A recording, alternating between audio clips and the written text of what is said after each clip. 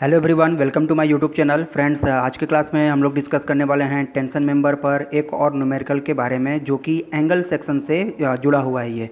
ठीक है। इससे पहले हमने जो न्यूमेरिकल में डिस्कशन किए थे कि वो प्लेट का डिजाइन स्ट्रेंथ कैलकुलेट करना था, लेकिन आज के क्लास में हम लोग एंगल का देखेंगे कि एंगल का डिजाइन करना है इस न्यूमेरिकल में। ठीक है। तो क्वेश्चन जो आता है जनरली फाइनल एग्जाम में आपसे दो तरह के क्वेश्चन पूछे जाते हैं। एक या तो आपको प्लेट का डिजाइन स्ट्रेंथ पूछेगा टेंशन मेंबर में, जिससे कि हम लोग पिछला वीडियो में डिस्कस किए थे। मैंने डिस्क्रिप्शन में उसका लिंक भी दे दिया है, अगर आपने वो वीडियो नहीं देखा तो ज़रूर देख लें, क्योंकि वहाँ से कुछ चीज़ें आपको सीखने को मिलेंगी। हमने डिटेल्स में उस वीडियो में डिस्कशन किया हुआ है। ठीक है। तो इस क्वेश्चन में ये क्वेश्चन जो दिया हुआ है, लिखा हुआ कि design a single angle section. देखिए, क्वेश्चन देख के आपको समझ में आ जाएगा कि प्लेट का डिजाइन करना है कि एंगल सेक्शन का डिजाइन करना है, ये वहाँ पर मेंशन होता है। जैसे पिछले वाले क्वेश्चन में मेंशन था प्लेट के लिए, यहाँ पर मेंशन है सिंगल एंगल के लिए। ठीक है। For a tension member of a roof truss to carry a factor tensile load of 225 kilo newton tension the member is subjected to the possible reversal of stress due to the action of wind. ठीक है। कह रहा है कि roof truss में wind के action के कारण जो टेंसाइल फोर्स लग रहा है किस पर, सिंगल एंगल सेक्शन पर। कोई single angle section roof truss में यूज किया गया है जिस पर जो लोड विंड के कारण उसमें लग रहा है, तो वो है 225 किलो न्यूटन का। तो ऐसा एंगल सेक्शन आपको डिजाइन करना है तो वो उस एंगल सेक्शन को बताना है कि जो आप डिजाइन करेंगे। ठीक है। तो यहाँ पर 225 किलो न्यूटन का आपको लोड दे दिया है, बाकी कोई डिटेल्स यहाँ नहीं दिया हुआ है। कह दिया है कि लेंथ जो है इफेक्टिव लेंथ मेंबर का वो 3 मीटर का होगा, और यहाँ पर ग्रेड दे दिया है। देखिए, बोल्ट का ग्रेड दे दिया 4.6 है। 4.6 है, मतलब आप यहाँ पर यूज क्या करेंगे, FUB अगर बोल्ट के लिए यूज करना होगा अल्टीमेट तो आप यूज करेंगे 400, और अगर प्लेट के लिए यूज करना होता है, यहाँ तो प्लेट के लिए यूज नहीं करना है तो होता 410 MPa में। ठीक है, MPa यूनिट होता है इसका। 4.6 ग्रेड का मतलब यही होता है। अगर आपको यहाँ से FY की वैल्यू यूज करना पड़ता है तो FU यील्ड लिमिट जो होता है ये 400 का 60% होता है, यानी कि 240 होगा, जो कि हम लोग फेयरली जो होता है FY की वैल्यू 250 यूज करते हैं। ठीक है। तो अगर क्वेश्चन में आपको वैल्यू नहीं भी दिया तो मिनिमम ये स्ट्रेंथ, ये क्राइटेरिया है जो कि आपको फॉलो करना होता है। हमने पिछले वीडियो में भी इस बात को बताए थे। ठीक है। यहाँ पर ये ग्रेड मेंशन किया हुआ है, तो ग्रेड मेंशन किया हो तो हम लोग इस वैल्यू को यूज करेंगे। और क्या दिया हुआ है यहाँ पे, तो डायमीटर दिया हुआ है बोल्ट के लिए। देखिए, यहाँ पर साफ साफ लिख दिया है, लेंथ ऑफ मेंबर दिया है 3 मीटर का, यूज 20 mm सोप बोल्ट। यहाँ पर बोल्ट का टाइप भी दे दिया है कि सोप बोल्ट है, फील्ड बोल्ट नहीं है, सोप बोल्ट है। बोल्ट के हमने टाइप्स भी बताए हुए थे, बोल्ट के लिए हमने अलग से स्पेसिफाइड हमने वीडियो बनाया हुआ है, उसका आप जरूर देख ले अगर बोल्ट का डिज़ाइन आपको अगर सीखना हो तो। ठीक है। यहाँ पर हम लोग उसी का हम लोग यूज करने वाले हैं। तो इस क्वेश्चन में क्या क्या दिया हुआ है, पहला आपको टेंसाइल स्ट्रेंथ दे दिया हुआ है, कितना स्ट्रेंथ होगा टेंशन फोर्स का, 225 किलो न्यूटन का दिया है, लेंथ ऑफ मेंबर दे दिया है, एंड बोल्ट का डायमीटर दे दिया है कितना 20 mm, और बोल्ट का क्राइटेरिया कौन सा कैटेगरी है, सोप बोल्ट है। ठीक है। तो हमें यहाँ पर टेंशन मेंबर का डिजाइन करना है। सबसे पहले आप ये बताएं कि डिजाइन का मतलब क्या हुआ। टेंशन मेंबर का डिजाइन करना है सिंगल एंगल सेक्शन का, डिजाइन का मतलब क्या हुआ कि डिजाइन हम क्या लोहे को पिघला करके क्या हमें ढालना है उसको, जी नहीं, ऐसा कुछ नहीं करना है। आपको टेबल से वैल्यू देख करके वो वैल्यू सेलेक्ट करना है, वो सेक्शन को सेलेक्ट करना है जो कि इस लोड के लिए, जो 225 किलो न्यूटन का लोड ये बेयर कर रहा है, इस लोड के लिए वो जो है उसको सेटिस्फाई करेगा। ठीक है। तो इसके लिए उस टेबल से वैल्यू को देखना होगा। क्या करना होगा इसके लिए, यहाँ पर हमें क्या करना होगा, देखिए जो हम लोग इसके पहले भी जो वीडियो हम लोग बनाए थे, जो हमने डिस्कस किए थे, उसमें भी हमने मेंशन किया था कि यील्डिंग ऑफ ग्रॉस सेक्शन। तो यहाँ पर जो एंगल सेक्शन का जो एरिया है, एंगल सेक्शन का एरिया हमें क्वेश्चन में कहीं नहीं दिया हुआ है। यहाँ पर यह बता दिया कि एंगल सेक्शन पर लोड अप्लाई जो हो रहा है वो 225 किलो न्यूटन का हो रहा है। ठीक है। तो पिछले वीडियो में भी हमने बात किया था कि यील्डिंग ऑफ ग्रॉस सेक्शन का, यहाँ भी हम उसको यूज कर रहे हैं कि यील्डिंग ऑफ ग्रॉस सेक्शन का फॉर्मूला क्या होता है, TDG क्या होता था, यही तो अप्लाइड लोड होता था। ये अप्लाइड लोड होता था AG into FY divide by gamma M not. ये अप्लाइड लोड यहाँ पर हमें दिया हुआ है, TDG की वैल्यू हमें दिया हुआ है 225 किलो न्यूटन का। ठीक है। हम मान के चलते हैं कि जो इस पर यील्डिंग लग रहा है, यानी कि यील्डिंग लग रही है कि वह यील्डिंग वो पॉइंट होता है जहाँ पर जो बोल्ट या रिविट है या एंगल सेक्शन है उस लोड को बियर कर रहा है, मैक्सिमम होने से पहले तक वो बियर कर रहा है। तो वो लोड हम मान लिए कि वो यील्डिंग का ही है, वो रप्चर तक नहीं गया और वहाँ भी आपको ब्लॉक शेयर तक नहीं पहुँचा अभी, तो उसी को हमने मान लिया कि मिनिमम लोड यही होगा। तो इस लोड को हमने कितना पुट कर दिया, 225, और यहाँ पर AG जो है ग्रॉस एरिया हमें नहीं पता, तो ग्रॉस एरिया यहाँ से कैलकुलेट कर लेंगे। ठीक है। FY पता है 250 रख देंगे यहाँ पे, और गामा एम नॉट पता है 1.1 होता है। तो इन सारे वैल्यू को यानी कि अगर ए जी निकाले तो T G into gamma M naught divide by F Y हो जाता है। यहाँ से इस वैल्यू को कैलकुलेट किए तो ए जी यानी ग्रॉस एरिया आ गया 990 mm²। अब आप क्या कीजिए, जब आपके पास में ये वैल्यू आ गया ए जी की वैल्यू यानी ग्रॉस एरिया, जिस एंगल सेक्शन का आपको डिजाइन करना है उसका एरिया आपको पता हो गया। एरिया कितना पता हो गया कि 990 mm² आपको एरिया उसका मिल गया। इस एरिया के बेसिस पर हम टेबल से, टेबल नंबर कौन सा, SP6, टेबल SP6 है। कोड दो तरह के आपको यूज करने हैं, एक है IS 800-2007, दूसरा है SP6। इस टेबल में जाएंगे, यहाँ पर आपको पेज नंबर 8 से पेज नंबर 15 तक दिया हुआ है steel rolled steel angle section के बारे में। पहले इक्वल एंगल दिया है, उसके बाद अनइक्वल एंगल दिया हुआ है।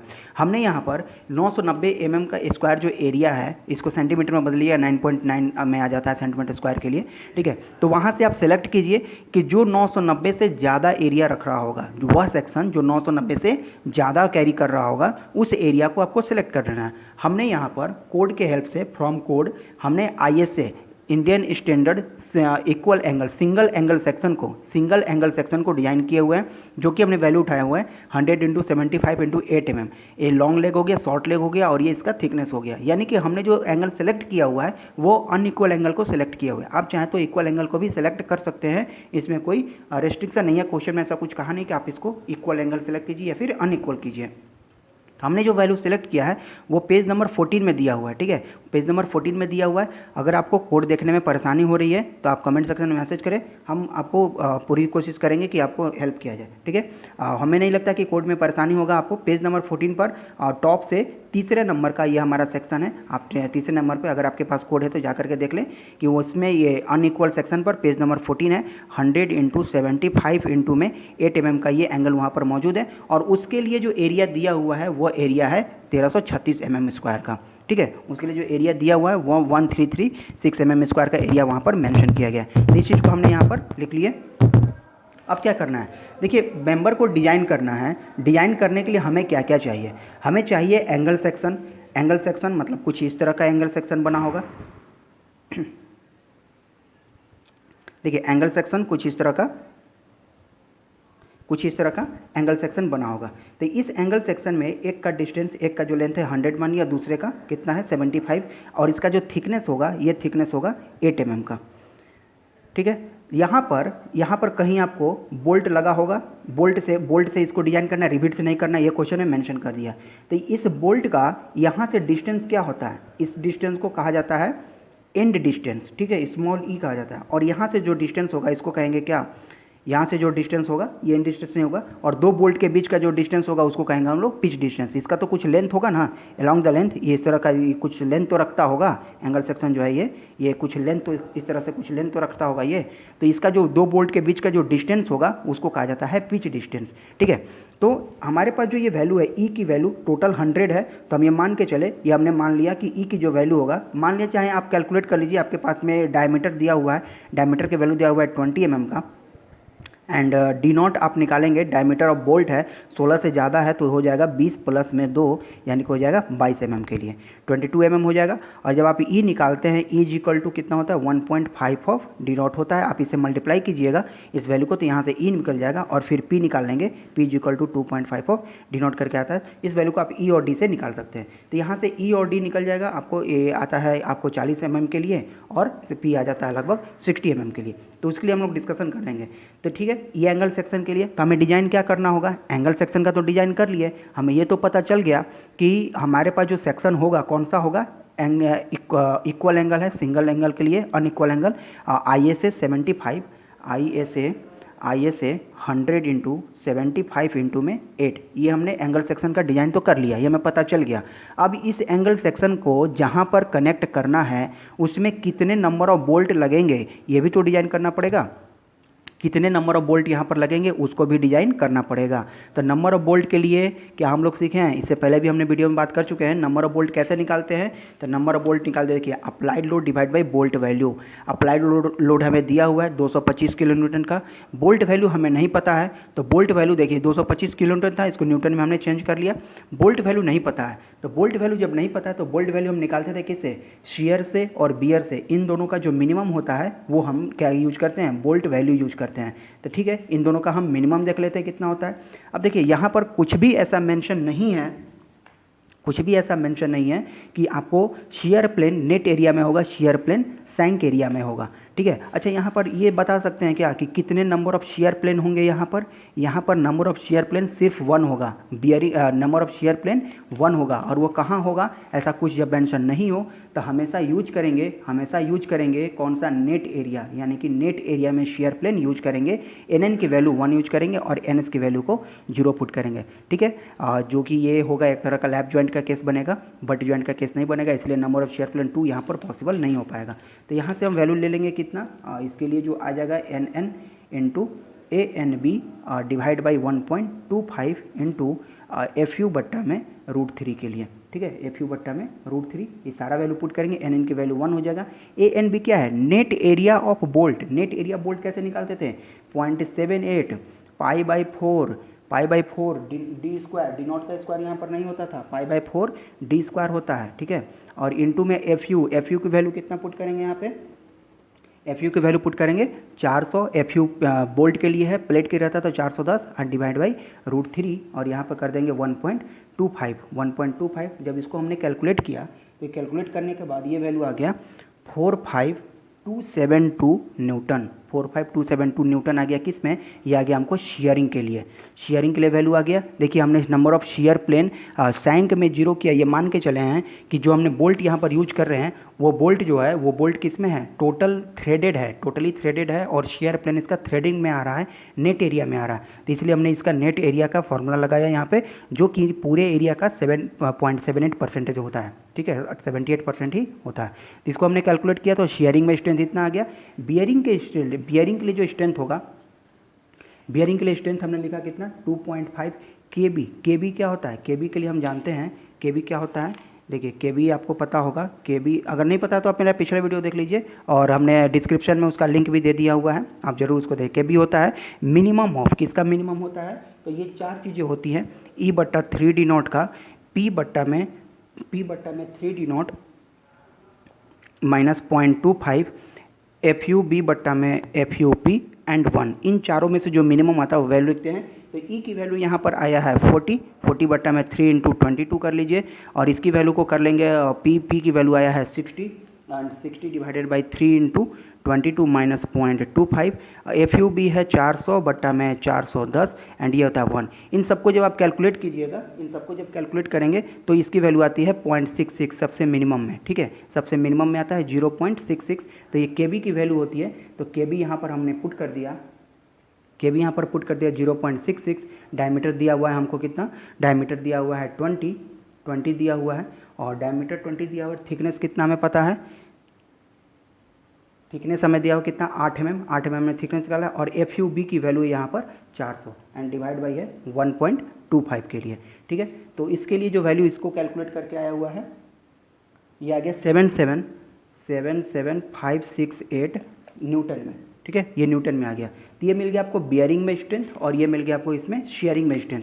अब दोनों में से जो कम होगा वैल्यू, देखिए 45,272 न्यूटन है एंड 77,568 न्यूटन यहाँ पर है। इन दोनों में से कम कौन है, तो शेयरिंग वाला कम है और बियरिंग वाला ज़्यादा है। तो यहाँ पर क्या करेंगे, नंबर ऑफ बोल्ट निकालने के लिए वैल्यू को applied load divide by bolt value, तो दोनों में से जो कम था 45,272, इसको जब हम कैलकुलेट किए तो नंबर ऑफ बोल्ट हमको लगभग यहाँ से 5 आता है। ठीक है, नंबर ऑफ बोल्ट यहाँ से हमको कितना मिल गया, तो 5 मिल गया। अब यहाँ से ये हमें पता चल गया कि कितने बोल्ट यहाँ पर लगने वाले हैं, 5 लगने वाले हैं। अब बताइए अभी भी कुछ करना बाकी है क्या, हमें ये भी पता चल गया कि सेक्शन कौन सा होगा। सेक्शन पता चल गया कि IS 100 × 75 × 8 mm का सेक्शन हो गया। इस सेक्शन में लगने वाले बोल्ट कितने होंगे वो भी हमने डिजाइन कर लिया कि 5 नंबर ऑफ बोल्ट होंगे यहाँ पर। ठीक है, अब भी कुछ करना बाकी है, जी हाँ अभी करना बाकी है कि हमने जो सेक्शन डिजाइन किया है, जिस लोड के लिए डिजाइन किया है, कितना लोड 225 किलोन्यूटन के लिए डिजाइन किया है, तो क्या ये लोड ब्लॉक शियर में, क्या ये लोड रप्चर में, क्या ये एडजस्टेबल है कि नहीं है। क्योंकि हमने तो यहाँ पर सिर्फ यील्डिंग को माना था, यील्डिंग को ही हमने मिनिमम माना था और उसी पर हमने डिजाइन कर दिया था वैल्यू को। हमने ये तो चेक नहीं किया कि क्या ये रप्चर में भी कम है, क्या ये ग्रॉस ब्लॉक शेयर में भी कम है, तो उन दोनों को भी हम लोग चेक करेंगे और चेक करके जब उन दोनों का भी वैल्यू इससे मिनिमम आएगा तब हमको क्या करना होगा, तब हमें सेटिस्फाई हो जाएंगे कि हाँ हमने जो डिज़ाइन किया वो सही किया है। तो देखते हैं कि तीनों का स्ट्रेंथ निकालेंगे, यील्डिंग में ग्रॉस शेयर का एंड रप्चर का और फिर से ब्लॉक शेयर का। अब हमें चेक करना होगा कि हमने जो एंगल सेक्शन का डिज़ाइन किया है क्या वो लोड बियर कर पाने में सक्षम है या नहीं है, जिस लोड के लिए हम उसको डिज़ाइन किए हुए हैं। ठीक है, तो सबसे पहले यील्डिंग में देखते हैं। यील्डिंग का जो फॉर्मूला होता है ए जी इंटू एफ आई बट्टा गामा एम नॉट, इसमें वैल्यू को पुट किया क्योंकि एरिया जो हमने यूज किया हुआ है एंगल सेक्शन का वो 1336 है mm स्क्वायर में एंड एफ वाई की वैल्यू 250 है। जब इसको डिवाइड दिए तो ये वैल्यू आ गया 303636 का। हमें चाहिए कितना, यानी कि ये 303, अगर ये किलो न्यूटन में बदले तो 303 किलो न्यूटन, 303.63 न्यूटन को ये लोड को बियर कर रहा है। तो हमारी रिक्वायरमेंट कितनी है, ये ग्रेटर देन हो गया 225 किलो न्यूटन से, मतलब हमें रिक्वायर्ड है 225 का ही बियर करने का, लेकिन ये बियर कर रहा है कितना, 303 किलो न्यूटन का ये लोड बियर कर रहा है। ठीक है, तो मतलब क्या है, ये ओके हो जाएगा, क्या है ये हमारा सेफ हो जाएगा। ठीक है, मतलब हमें ज़रूरत है कि 225 किलो न्यूटन का ही लोड बियर करे, लेकिन लोड बियर कितना का कर रहा है, 303 का कर रहा है, इससे ज़्यादा का कर रहा है। रिक्वायरमेंट है कम का, ज़्यादा मिल रहा है, तो मतलब हमारा स्ट्रक्चर क्या है, सेफ़ है। चलिए यहाँ पर यील्डिंग में तो सेफ़ हो गया, क्या रप्चर में भी सेफ़ है, तो रप्चर में हम लोग कैलकुलेट कर लेते हैं। देखिए एंगल सेक्शन के लिए हमने पिछले वीडियो में भी बताया था कि इसका फॉर्मूला चेंज हो जाता है रप्चर का। ठीक है, पहले वाले केस के लिए प्लेट के लिए सिर्फ एक ही चीज़ था और यहाँ पर एक अलग से बीटा फैक्टर के साथ में आ जाता है, तो ये हो जाता है आपको एंगल सेक्शन के लिए। करना क्या होगा, यहाँ पर ए एन सी और ए जी नॉट देख रहे हैं। ए एन सी और ए जी नॉट क्या है, जैसे ये एंगल सेक्शन है, मैं एक एंगल सेक्शन यहाँ पर बना रहा हूँ और ये कोई गसट प्लेट है जहाँ से ये कनेक्टेड है, जिससे मैंने एक गसट प्लेट यहाँ से बनाया। ठीक है, तो इस जो सेक्शन इससे कनेक्ट है उस सेक्शन को हमने माना हुआ है 100 mm का इसका लेंथ है, और जो कनेक्ट नहीं है उसको माना हुआ है 75 mm इसका लेंथ है। तो इसको कहा जाता है आउटस्टैंडिंग, इसको कहा जाता है कनेक्टेड। यहाँ से बोल्ट से या रिविट से ये कनेक्टेड होगा, बोल्ट से कनेक्टेड होगा, ठीक है, या फिर रिविट से कनेक्टेड होगा। हमारा क्वेश्चन बोल्ट का है तो माने कि ये बोल्ट से कनेक्टेड है। तो कहता है कि आप कनेक्टेड लेग का एरिया बताइए और कहता है कि आउटस्टैंडिंग लेग का एरिया बताइए। तो देखिए इसमें क्या होता है, इसका थिकनेस अगर हम इसको कैलकुलेट करेंगे यहाँ से यहाँ तक, तो ये थिकनेस यहाँ तक आएगा, और अगर हम यहाँ से कैलकुलेट करेंगे 75 आउटस्टैंडिंग का, तो ये थिकनेस यहाँ से आएगा। तो जिसको हमने यहाँ पर शेडेड कर रहे हैं ये 2 बार कैलकुलेट हो रहा है, 2 बार कैलकुलेट हो रहा है केस में। एक होगा आउटस्टैंड कनेक्टेड लेग के साथ में, एक बार कैलकुलेट होगा आउटस्टैंडिंग लेग के साथ में। तो क्या करेंगे, 2 बार कैलकुलेट हो रहा है तो 2 बार तो कैलकुलेट करेंगे नहीं, इसीलिए जब हम यहाँ से कनेक्टेड लेग का कैलकुलेट करेंगे तो क्या होगा, देखिए इसका टोटल लेंथ कितना हो जाएगा, टोटल लेंथ हो जाएगा 100 ये टोटल लेंथ हो गया। टोटल लेंथ में से हमको कितना घटाना होगा, थिकनेस को, क्योंकि एक पार्ट ये 2 बार कैलकुलेट हो रहा है ना, तो हम आधा इसको घटा देंगे, आधा इसमें घटा देंगे, तो मतलब हम जितना थिकनेस होगा 100 माइनस t/2 कर देंगे। और इसमें डायमीटर कितना, इसमें डायमीटर कितना घटाएंगे, एक बोल्ट का, क्योंकि एक ही लाइन हमारा बोल्ट का है, 2 लाइन तो है नहीं, एक ही लाइन के लिए बोल्ट कर रहे हैं, तो माइनस हो जाएगा 22 mm इसका डायमीटर ऑफ होल। ठीक है, तो ये हो जाएगा आपको एरिया किसका, कनेक्टेड लेग का, यानी कि ए एन सी का एरिया हो जाएगा। और इंटू में ये तो बी हो गया, इंटू में थिकनेस हो जाएगा कितना, इसका 8 mm के लिए इसका थिकनेस है। सिमिलरली जब इसका कैलकुलेट करना होगा आउटस्टैंडिंग लेग का एरिया, आउटस्टैंडिंग लेग में कितना हो, देखिए 75 इसका टोटल लेंथ हो जाएगा, इसमें से घटेगा कितना, आधा इसमें से घटा दिए, आधा इसके लिए घटा दिए, तो 75 माइनस थिकनेस बाई 2, थिकनेस की वैल्यू है यहाँ पर 8 mm का। और क्या यहाँ पर कोई बोल्ट है, तो बोल्ट के लिए घटाएंगे, कोई बोल्ट यहाँ पर नहीं है, तो इसको यहीं पर रहने देंगे और इसके थिकनेस से मल्टीप्लाई कर देंगे। उम्मीद है आपको ये समझ में आया होगा। ए एन सी और A G not net area connected leg के लिए, और ये नेट ग्रॉस एरिया हो गया आपका किसका, आउटस्टैंडिंग लेग के लिए। तो यहाँ पर इस वैल्यू को पुट कर दीजिए, A N C gamma M L के लिए, A G not gamma M not पता ही आपको 1.1 1.25, एफ यू पता है, बोल्ट के लिए यूज कर रहे हैं तो 400, प्लेट के लिए यूज करेंगे तो 410, तो यहाँ पर यूज करेंगे वैल्यू को। और यहाँ पर एफ वाई 250, बीटा यहाँ पर क्या है, बीटा देखिए बीटा का फॉर्मूला आपको दिया हुआ है कोड में, आप वहाँ से वैल्यू को डायरेक्ट रख सकते हैं। ये सब ने यहाँ पर बनाया हुआ क्वेश्चन को देखिए, बीटा की वैल्यू है 1.4 माइनस 0.076 W/T FU बट्टा FU FY बट्टा FU BS/LC, ये सभी वैल्यू आपको दिए हुए हैं और कोड में ये फार्मूला पे आपको मेंशन है। तो उस फार्मूला का आप यूज करके इस वैल्यू को पुट कीजिए, और पुट करने के बाद सारा वैल्यू पुट करिए। पुट करने के बाद यहाँ पर TDN मिल गया, TDN आ गया आपको 330 किलो न्यूटन का। अगेन हमने देखा कि हमारी रिक्वायरमेंट है 225 किलोन्यूटन लोड बियर करने का और हमें मिल रहा है 330, मतलब ये सेक्शन भी आपका ओके है, यानी कि रप्चर में भी आपका स्ट्रक्चर फेल नहीं हो रहा है। ठीक है, अब बात करते हैं किसमें, ब्लॉक शियर के लिए। तो ब्लॉक शियर के लिए भी सिमिलर केस कि जो हम लोग यूज करते थे ब्लॉक शेयर का इक्वेशन, कि ब्लॉक शेयर क्या होता है TD1 एंड TD2 TDB2। तो इन दोनों इक्वेशन में वैल्यू को पुट करते हैं और सारा वैल्यू निकाल लेते हैं और देखते हैं कि क्या ये हमारे लगने वाले लोड से ज़्यादा है कि नहीं है। सिमिलरली यहाँ पर भी आपको निकालना होगा AVG, उसके बाद ATN, उसके बाद AVN और ATG। इन चारों वैल्यू को यहाँ से अगेन कैलकुलेट कर लिए। सिमिलर केस है कि शियर के लिए आपको जो ग्रॉस एरिया होगा, शियर में नेट एरिया होगा, टेंशन में ग्रॉस एरिया होगा, टेंशन में नेट एरिया होगा। इन सारे वैल्यू को आप स्वयं से एक बार कैलकुलेट कीजिएगा। अगर आपको इसका डिटेल्स देखना है तो आप हमारे प्रीवियस वीडियो जरूर देख लें। ये वीडियो ऑलरेडी बहुत लंबी हो चुकी है, इसलिए मैं फिर से डिटेल्स नहीं बता रहा हूँ यहाँ पर। उम्मीद है आपको समझ में जरूर आएगा। आप पिछला वीडियो जरूर देख लें, डिस्क्रिप्शन में उसका लिंक है, आप वहाँ देख लीजिए, समझ में जरूर आएगा आपको। तो ये चारों को कैलकुलेट करके इस वैल्यू को आप पुट कीजिए। पुट करने के बाद ये वैल्यू कुछ इस तरह से आया। दोनों का मिनिमम जो वैल्यू होगा, आप दोनों में से देख लीजिए, मिनिमम ये है 355, यानी कि 355 किलो न्यूटन का।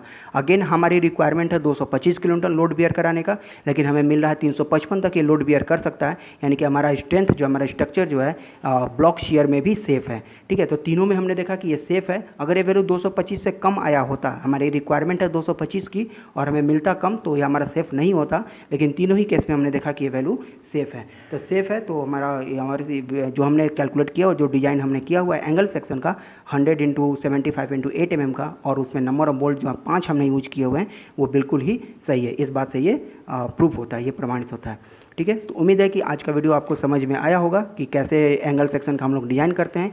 फ्रेंड्स, एक क्वेश्चन जरूर यहाँ से आपको एग्जाम में देखने को मिलता है, तो ये बहुत ही इजी है, सिर्फ आपको फार्मूला में वैल्यू को पुट करना है, तो आप इजीली नंबर यहाँ से आप गेन कर सकते हैं।